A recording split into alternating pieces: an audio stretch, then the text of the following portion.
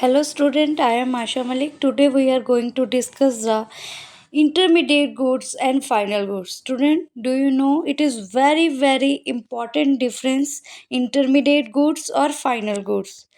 You have to give the heading for remember all the points.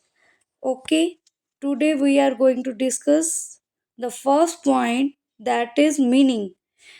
These goods remain within the boundary line of production and are not ready for the use by their final user.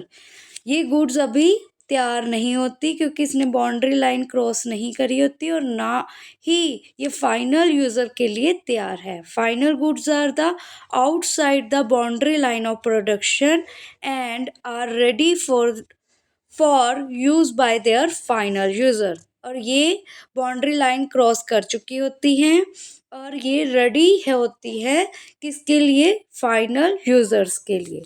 ठीक है. Second we have to give heading used. These goods may be used as a raw material for the production of other goods during the accounting year. These goods use as कैसे होती है, raw material, क्योंकि ये कच्चा माल के रूप में use होती है अदर गुड्स को बनाने के लिए ड्यूरिंग द अकाउंटिंग ईयर. इसका मतलब ये अकाउंटिंग ईयर में होती हैं. These goods are not use as a raw material. ये रॉ मटेरियल यूज नहीं होती क्योंकि ये तो बन चुकी होती है गुड्स. ठीक है. थर्ड पॉइंट में आपने हेडिंग देना है resold. These goods may be resold by the firm for profit during the accounting year. These goods may be resold. Resold की जाती है क्यों, क्योंकि ये एक कच्चा माल के रूप में होती है तो इसे बेचकर ही दूसरी वस्तु बनाई जाती है, तो ये एज ए हम यूज करते हैं raw material. These good are not resold by the firm for profit during an accounting year. ये तो पहले ही फाइनल गुड होती है इसलिए इसे दोबारा बेचा नहीं जाता. Value is yet to be added to these good. Fourth point का हेडिंग है वैल्यू. वैल्यू इसमें अभी ऐड होनी होती है क्योंकि ये रॉ मटेरियल है. जब ये प्रोसेस ऑफ प्रोडक्शन में जाएगी तो इस पे कॉस्ट और लगेगी, इसलिए इसकी वैल्यू जो है वो इंक्रीज हो जाएगी.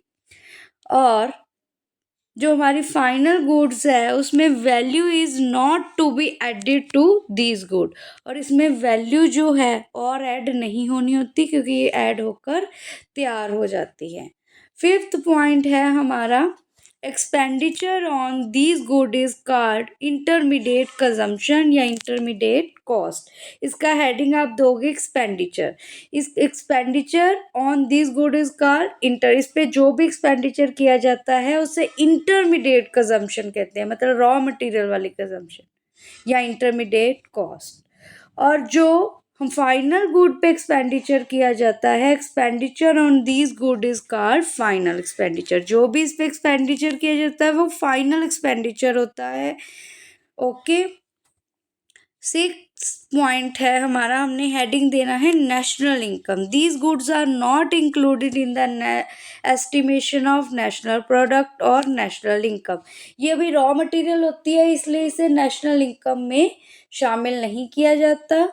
और जो फाइनल गुड होती है, these goods are included in the estimation of national product और नेशनल इनकम.